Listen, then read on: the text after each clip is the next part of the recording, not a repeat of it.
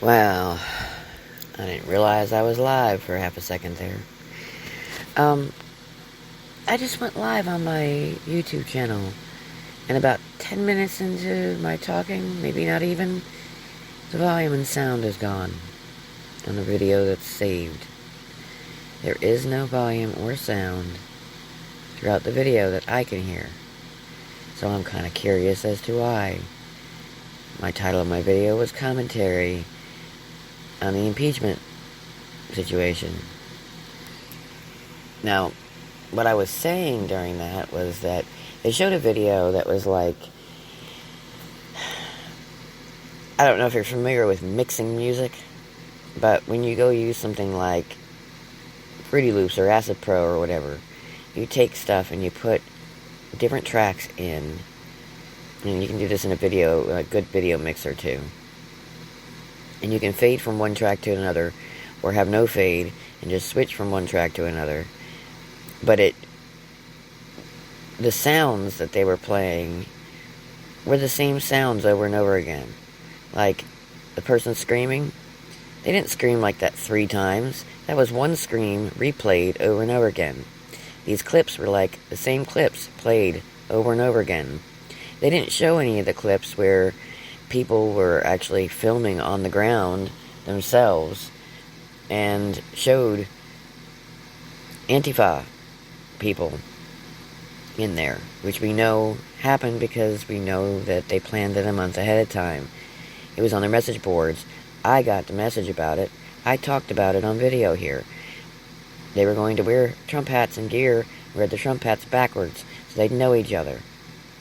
We all knew this. I put it up on video. I was warning everybody not to go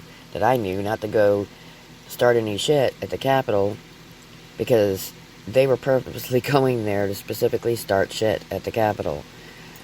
And so I told people I knew who were interested in going, if you go, don't get near the Capitol building, unless you want to be in trouble. But personally, my theory on it is this, okay?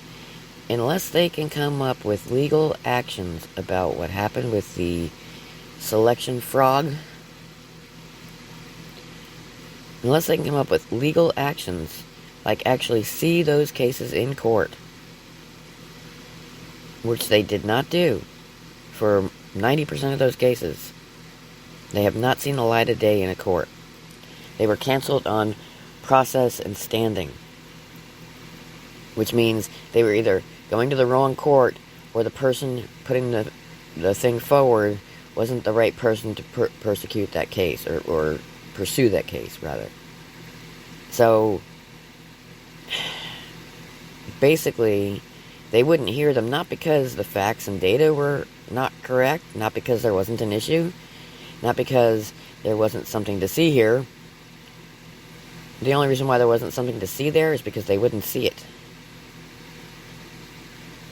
But we are get a chance to get a few cases in the next couple of weeks, from what I hear.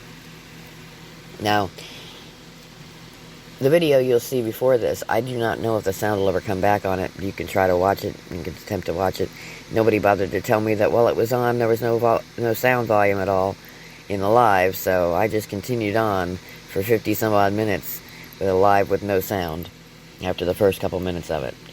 But the fellow that was speaking was talking about the Constitution, and how the Constitution of, say, Delaware, for instance, allows impeachment after somebody has left office.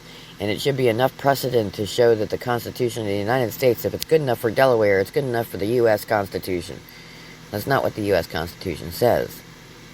And each state, according to our Constitution, is allowed to have its own state constitution that affects only that state.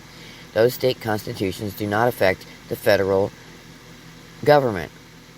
In other words, they do not affect the main constitution. So his argument is completely debunked immediately right off the rip.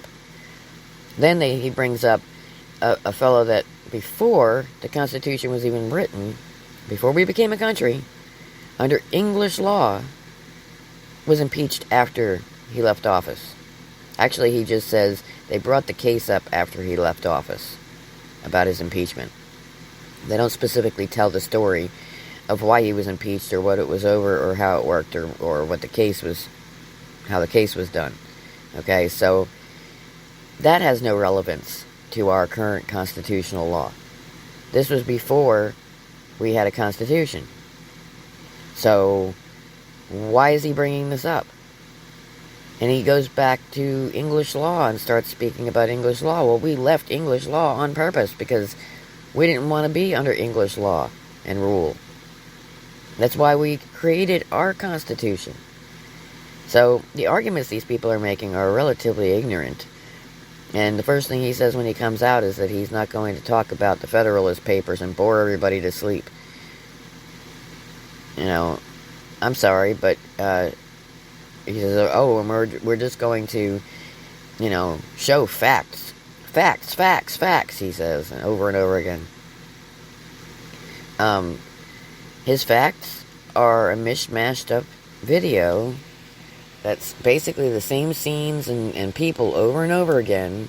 It's probably a total of maybe 20 minutes of video, or maybe not even that much, maybe 10 minutes of video made into a 15-minute video movie with suggestive wording in between, misplaced Trump quotes before and after and during, and little clippets and snippets of congressional speech on the Democrat side in between. There's nothing from our side in there. There's nothing in there that actually shows the order of what stuff happened. They don't show police letting people into the rotunda. They don't show the Antifa guy in there. They don't show the conversation where one of the guys is talking on the stairs when they're trying to get into the chamber about how this is his multiple, like, several riots that he's been to, and you know, all this kind of stuff. So they're not showing you anything. They don't show that these people showed up at 10 o'clock in the morning way before Trump's speech even started. They make it look like his speech happened, and then everybody from his speech ran over to the Congress and attacked them. That's not what happened. That garbage was going on before his speech was even done, before he even said the words that they're using to try to impeach him. It's absolute insanity. These people are nothing but a bunch of spin doctor liars. And I'm sick and tired of looking at their faces and having them lie to me over and over again. If they were my friends, I would leave them as friends. If they were my politicians from my county or my city or my state, I would put a vote of no confidence in there. I'd want them removed. These people are liars. And they're divisive. And they're purposefully doing this kind of stuff just to impeach Trump so that they don't ever have to deal with him coming back in 2024 in their minds. Okay?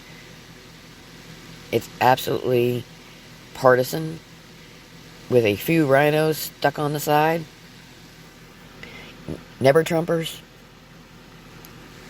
And personally, I find it sickening. I really do. I think it's absolutely disgusting the way they act and the way they're acting about the situation. If you have time to sit through the whole 4 hours of this video that was put up, you really should do so.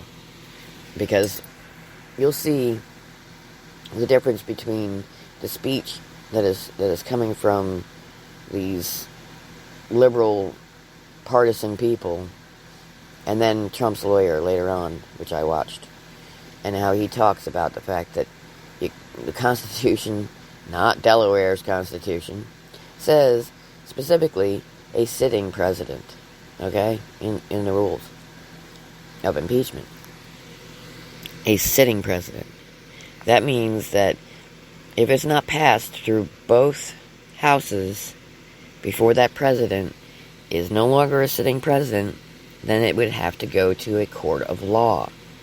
In other words, if you want to build a case, Senate is no longer able to build that case after that president is no longer a sitting president. It has to go to another type of court, which would be a court of law.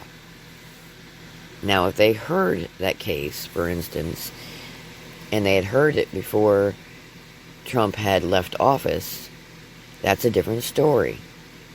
But the House and the Senate both have to file off on impeachment before the president is no longer a sitting president. If they did it the day he left office, they did it on the 19th, that would have been a different story.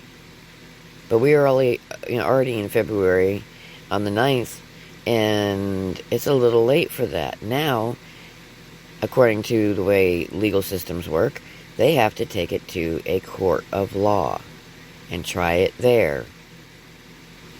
And it would be a completely different story, because in that situation, you would, for instance, get to show some of the selection fraud data, and you would get to show why the people were angry, where in the Constitution it says you can't impeach a non-sitting president, where in the Constitution it does say that people are allowed to take down a tyrannical government. And if they really did do selection fraud, that's a tyrannical government. So, these people are twisting things, and they're not looking at the other side of the fence. They're not seeing the whole picture, and I just find it absolutely deplorable. How about you?